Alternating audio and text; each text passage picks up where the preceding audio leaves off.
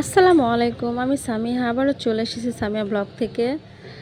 বাসা থেকে বের হতে না হতেই অনেক বৃষ্টি নেমে আসলো। কি আর করার? বৃষ্টিতে তো আর কোথাও বেরোতে পারছি না।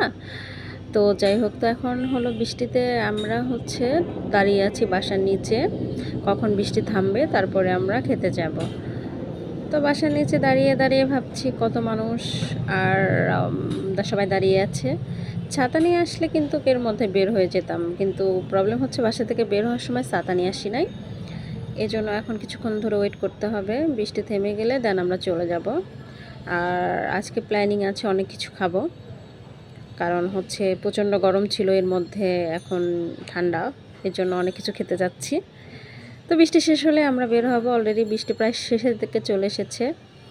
তো আমরা একটা রেস্টুরেন্টে আসছি, প্রথমে গ্রিল খেলাম, তারপরে পার্সেল নিব বাসায় আম্মুর জন্য, ছোটো ভাইয়ের জন্য।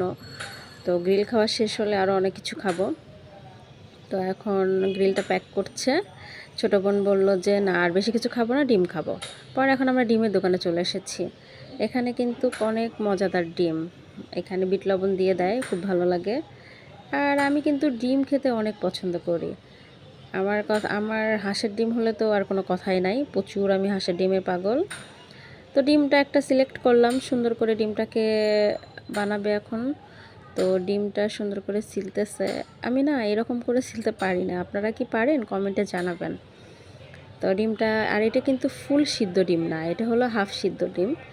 তো ফুল সিদ্ধ ডিমের চেয়ে আমার এই ডিমটা খেতে বেশি ভালো লাগে।